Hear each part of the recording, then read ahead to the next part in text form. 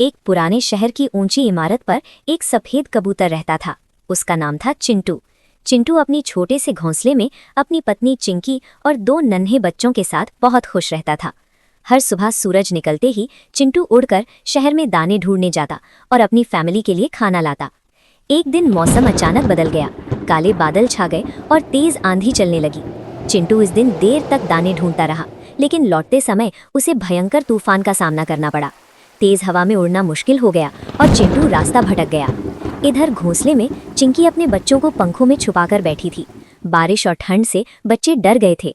चिंकी बार बार आसमान की ओर देखती और चिंटू के लौटने की दुआ करती रही। काफी संघर्ष के बाद चिंटू ने अपनी हिम्मत नहीं हारी। उसने ऊंची इमारतों और तेज हवा के बीच रास्ता खोजा और आखिरकार अपने घोंसले तक पहुंच गया। जैसे ही चिंकी ने चिंटू को देखा, उसकी आंखों में खुशी के आंसू आ गए। तूफान थम गया। अगली सुबह सूरज की सुनहरी किरणें घोंसले पर पड़ी। पूरा परिवार एक साथ बैठा था। चिंटू ने बच्चों को सिखाया कि परिवार के लिए हिम्मत, प्यार और साथ सबसे बड़ी ताकत होती है। और इस तरह कबूतर का छोटा सा परिवार फिर से खुशियों से भर गया। एक छोटे से गांव के पास एक पुराना गोदाम था। उसी गोदाम में रहता था एक होशियार चूहा, जिसका नाम था डॉक्टर मिंटू। मिंटू कोई साधारण चूहा नहीं था, वो जंगल का इकलौता डॉक्टर था। छोटे बड़े सभी जानवर उससे इलाज कराने आते थे।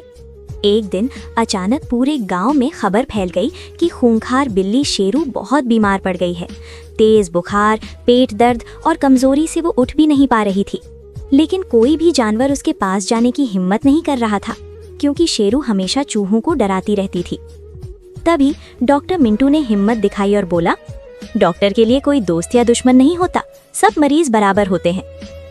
मिंटू अपना छोटा सा मेडिकल बैग लेकर शेरू के घर पहुंचा। पहले तो बिल्ली उसे देखकर डराने लगी, लेकिन कमजोरी के कारण कुछ कर नहीं पाई। मिंटू ने प्यार से उसका हाल पूछा, थर्मामीटर लगाया और ध्यान से जांच की। डॉक्टर मिंटू ने कहा, तुमने बहुत ज्यादा ठंडा खाना खा लिया है, इसलिए बीमार हो। उसने बिल्ली को काढ़ा पिलाया, दवा दी और आराम करने की सलाह दी। 2 दिन बाद शेरू पूरी तरह ठीक हो गई।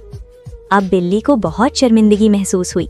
उसने चूहे से माफ़ी मांगी और बोली, आज तुमने मेरी जान बचाई है, अब से मैं कभी किसी चूहे को नुकसान नहीं पहुंचाऊंगी। उस दिन के बाद जंगल में चूहा और बिल्ली अच्छे दोस्त बन गए और सब जानवरों ने समझ लिया कि दया और समझदारी से दुश्मनी भी दोस्ती में बदल सकती है।